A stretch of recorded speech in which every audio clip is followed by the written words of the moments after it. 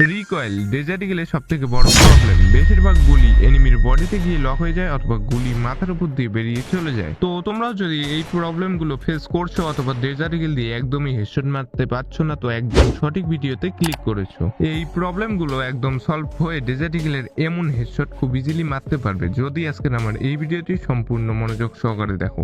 Dessert eagle এমন একটি গান, এই গান দিয়ে তোমরা খুব সহজে 1v4 বের করতে পারবে, কারণ ডেজার্ট ইগলের একটি গুলি এনিমির কাম তামাম করার জন্য যথেষ্ট। ডেজার্ট ইগল দিয়ে তোমরা এরকম হেডশট খুব সহজেই মারতে পারবে তখনই যখন তোমরা এই 4টি ট্রিক্স ফলো করে গেম প্লে করবে। ডেজার্ট ইগল দিয়ে এরকম হেডশট তোমরা মারতে পারো না কারণ তোমরা এই 4টি ট্রিক্স ফলো করে গেম প্লে করো না। যদি আজকের আমার এই ভিডিওটি সম্পূর্ণ দেখে এই 4টি ট্রিক্স ফলো করে গেম প্লে করো, তোমাদের গেম প্লে এরকম থেকে এরকম হয়ে যাবে। দেখো আজকের আমার এই ভিডিওটি তোমাদের সবার জন্য খুবই হেল্পফুল হতে চলেছে। তোমরা যদি ডেজার্ট ইগল দিয়ে পরপর হেডশট মারতে চাও তো লাস্ট অফ দি ভিডিওটি দেখতে থাকো। তো 4টি ট্রিক্স বলার আগে তোমাদের কাছে ছোট্ট একটা রিকোয়েস্ট, যারা চ্যানেলে নতুন এসেছো তারা সাবস্ক্রাইব করে দিয়ে পাশে থাকো, কারণ নেক্সটে আরো ধামাকাদার ভিডিও আসতে চলেছে সেই ভিডিওগুলি সবার আগে দেখার জন্য। ওকে গাইস, 1 নাম্বার ট্রিক্সটির নাম হচ্ছে এমপ্লেসমেন্ট।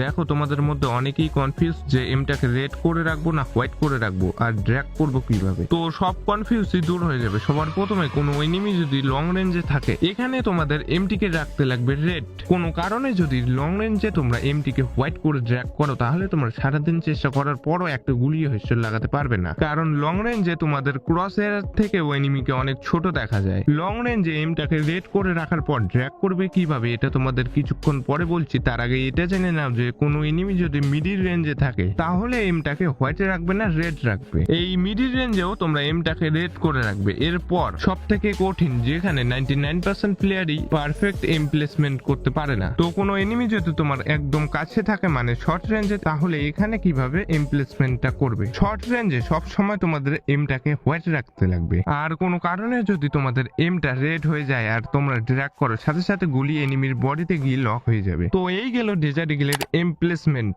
তো এরপরও কিন্তু তোমরা হেডশট মারতে পারবে না যদি না তোমরা ড্র্যাগ করে কিভাবে এটা না জানো। সবার প্রথমে লং রেঞ্জ থেকে স্টার্ট করেছি, তো লং রেঞ্জ থেকেই বলছি। তো কোনো এনিমি যদি তোমার থেকে অনেক দূরে থাকে লং রেঞ্জে, সবার প্রথমে এমটাকে রেড করে রাখবে, তারপর ফায়ার বাটনটাকে ধরে স্ট্রেট ড্র্যাগ করে দিবে। আর ড্র্যাগ করার সময় স্পিডটা যেন একটু স্লো থাকে, কারণ তোমার থেকে এনিমি অনেক দূরে আছে। তো এরপর আসি মিডিল রেঞ্জে। তো মিডিল রেঞ্জে এমটাকে রেড করে রাখার পর ফায়ার বাটনটাকে ধরে হালকা রোটেশন ড্র্যাগ করতে লাগবে, তাহলেই তোমরা এরকম হেডশট খুব ইজিলি মারতে পারবে। এরপর আসি সব থেকে কঠিন শর্ট রেঞ্জে। শর্ট রেঞ্জে এমটাকে হোয়াইট করে রাখার পর এখানে করতে লাগবে ফুললি রোটেশন ড্র্যাগ, তাহলেই তোমরা যে কোনো এনিমিকে শর্ট রেঞ্জে ডেজার্ট ইগল দিয়ে এরকম হেডশট মারতে পারবে। তো গাইস এই গেল 1 নাম্বার ট্রিক্স।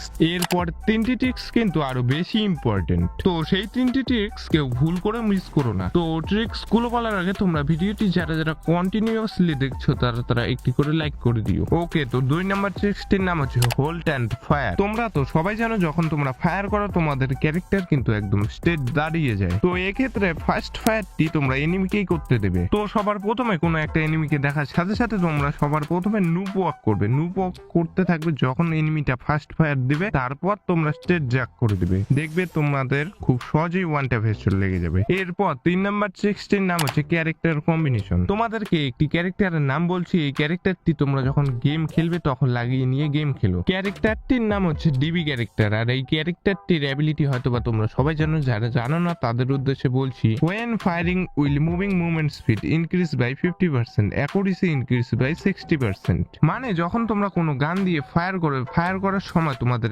মুভমেন্ট স্পিডটাকে বাড়িয়ে দেবে 50%, আর সেই ফায়ার করার সময় অ্যাকুরেসিটাকে বাড়িয়ে দেবে 60%। তো এই ক্যারেক্টারটি যদি লাগিয়ে নিয়ে গেম খেলো তাহলে তোমাদের মুভমেন্ট প্লাস অ্যাকুরেসি দুটোই বেড়ে যাবে। তো তোমাদের ভিডিও শুরুতেই বলেছি ডেজার্ট ইগলে সবথেকে বড় প্রবলেম হচ্ছে রিকয়েল। তো তোমরা যতক্ষণ না পর্যন্ত এই রিকয়েলকে কন্ট্রোল করা শিখবে ততক্ষণ পর্যন্ত হেডশট কখনোই মারতে পারবে না। তো এই রিকয়েলকে কন্ট্রোল করার জন্যই 4 নাম্বার ট্রিক্সটির নাম হচ্ছে রিলোড ট্রিক্স। দেখো তোমরা যে কোনো গান দিয়ে ফায়ার করো না কেন, সেই গানটি যদি সাথে সাথে রিলোড করে নাও সেই গানের অ্যাকুরেসিটা বেড়ে যায় আর রিকয়েল কিন্তু অনেকটা কমে যায়। আর রিকয়েল কমা মানে কি হেডশট লাগা চালু হয়ে যাওয়া। তো তোমাদের প্রমাণ দিয়ে দিচ্ছি। দেখো এখানে আমি কন্টিনিউয়াসলি কিন্তু হেডশট মেরেই যাচ্ছি, তার কারণ হচ্ছে আমি ফায়ার করার সাথে সাথে গানটিকে রিলোড করে নিচ্ছি, তার কারণে অ্যাকুরেসিটা বেড়ে যাচ্ছে আর এমন হেডশট লাগছে। তো তোমাদেরকে সাজেস্ট করবো শুধু ডেজার্ট ইগল না, যে কোনো গান দিয়ে ফায়ার করো না কেন সেই গানটির সাথে সাথে রিলোড করে নিবে। তো এই ভিডিওটি দেখার পর তোমরা সাথে সাথে ট্রেনিং এ গিয়ে অবশ্যই অবশ্যই ট্রাই করে দেখো এই জিনিসটা। সো গাইস, তোমরা যদি এই 4টি ট্রিক্স অ্যাপ্লাই করে গেম প্লে করো, তোমাদের ডেজার্ট ইগলের একটা গুলিও মিস হবে না। তারপরে যদি তোমরা ডেজার্ট ইগলের বেস্ট